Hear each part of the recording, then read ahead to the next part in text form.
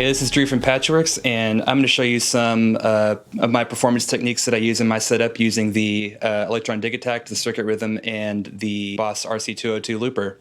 Digitakt, as you can see here, doesn't really need much of an introduction. Elektron calls it a digital drum computer, and it's a sampler, really powerful. I'm using this as my main audio source. Actually, it's the only audio source that I'm using today. I have that running into the Circuit Rhythm, and which has stereo ins for processing audio. The Circuit Rhythm by Novation is also a sampler. Today I'm only using it for their grid effects and their like buffer effects. And to achieve that, I am running MIDI out from the Digitakt into this so it can detect the BPM and the effects will work that way. I then have audio out running from the Circuit Rhythm into the RC-202, which is a 2-track stereo looper. That is basically how I'm doing transitions. So the point of this setup is I wanted to find a way to do like DJ style transitions with the Digitakt, which I know a lot of people's workflow with the Digitakt is, or with a lot of Elektron products, is to create their set in one project and switch banks and patterns. I don't really like doing that organizationally. For me, it kind of makes me feel really jumbled and hectic when I do a set. So I actually have individual projects. The problem is audio does not continue playing as you're loading into the project. So you're either left with a bunch of silence and you look kind of like a noob, or you have to figure something out. So this kind of allows me to capture the loop. There's some time stretching on here, so I'll demonstrate in a minute. I will capture the audio and then use some of the effects processing on here to kind of mess with the signal a bit, mess with the audio loop, sorry. While I'm doing that, I will change projects and hope it all works out. It's kind of a janky setup. I really like it because of the control it gives me. So yeah, just thought it'd be kind of a fun thing to share. To demonstrate this, I'm going to take the end of one of my songs and I'm going to transition into another song. And that first half, I'll demonstrate kind of getting the audio into the looper and then kind of mangling it a little bit and then doing the transition. And then once I'm in the other track, I will use the Circuit Rhythm to kind of show you how some of the step effects work. It's really cool. It's really simple. That's what I like. And one thing to note that's really cool is I am obsessed with just portability and like battery powered everything, or like USB powered everything. So the Digitakt right now is being run from the MyVolts ripcord, the 12 volt ripcord, which is a USB to 12 volt adapter, and off camera there's a battery pack that I'm running this off of. Circuit Rhythm has an internal battery, and then this I don't have a solution for yet, but as of right now this is the only thing I have to plug in to an outlet, which to me is like hallelujah, because I just hate having to deal with power strips and stuff. So yeah, let's get started.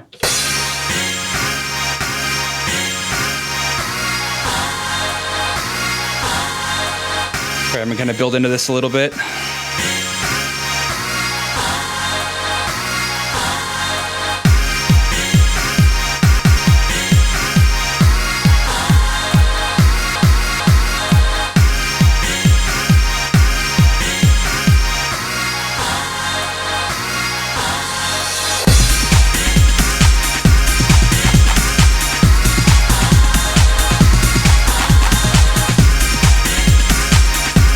So there's some effects on here for processing audio that are really cool. This is a pitch shifter. It does really cool stuff to the drums, which I like.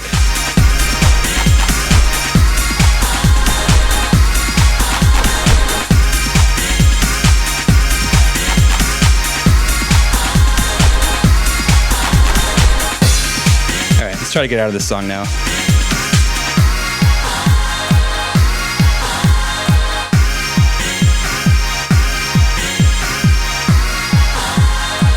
Try and capture the loop here.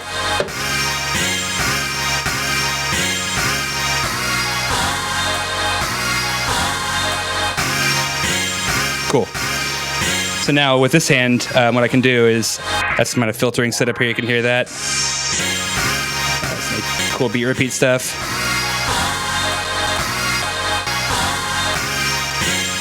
So now, with my left hand, we'll go to a different project here while I'm kind of messing with this.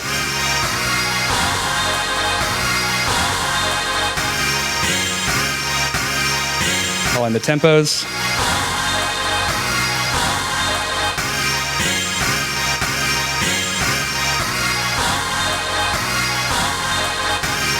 Mess it a little bit more. Here we go.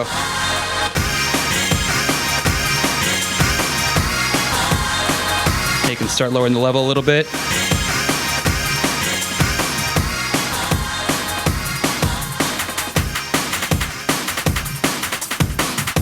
Cool, so now we transition to the next song.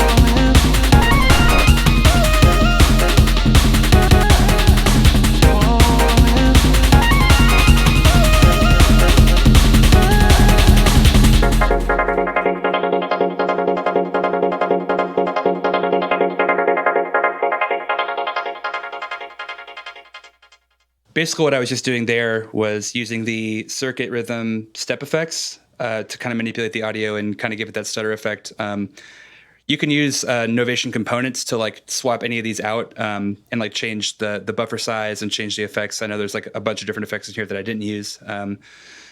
But for right now, for this purpose, I have a buffer on a quarter note, an eighth note, a 16th note, and a 32nd note. And then I think I have like 8-note triplet and like 16-note triplet, I believe. But yeah, it's really cool. I can show you kind of how it works. I'll get this drum loop kind of going again. So yeah, pretty simple to understand, but you can kind of mix and match to pretty good effect with these.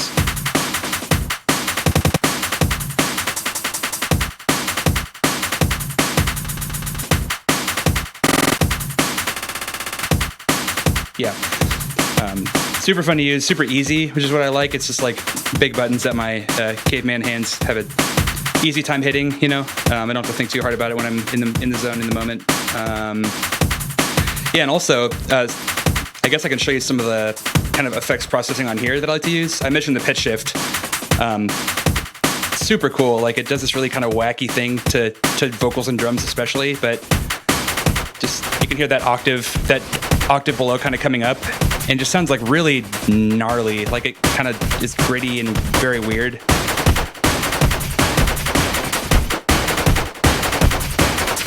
Yeah, so I love that one a lot. And you can also, you know, these say like pitch shift, lo-fi, ring mod, and delay, but you can actually, any of the effects in here, you can assign to a button. So this one says ring mod, but I have a chorus on it. And then delay, you can, you know, go in and change the delay times and such. So yeah, overall, it's just really fun to use both of these. It's really easy. I mean, it kind of, this method requires you to like use your ears a lot instead of like relying on like quantized MIDI for transitions, which can be kind of tricky. You know, for me, what I really like being able to do though is taking loops like kind of out of time or not to a grid, so that way I can use the kind of time stretch algorithm on here to like get these really gnarly kind of artifacty granular kind of stuff. So I can actually do that now too. Let's find a good thing here. So I'll capture another loop.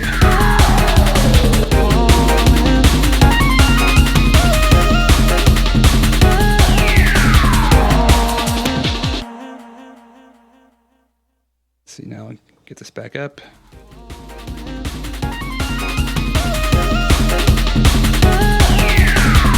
Yep. So then you can kind of just like take it down to the abyss here.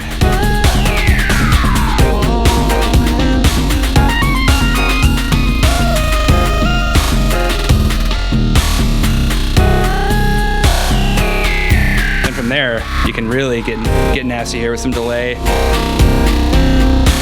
Beat repeat.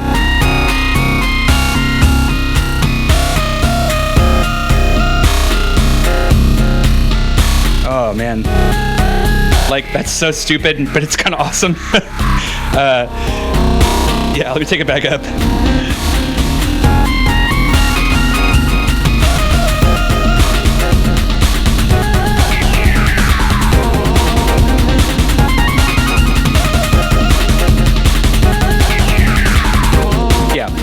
So it's really fun. It's a really powerful performance tool. If you want to kind of think outside the box a little bit. But yeah, that's kind of the basics of it.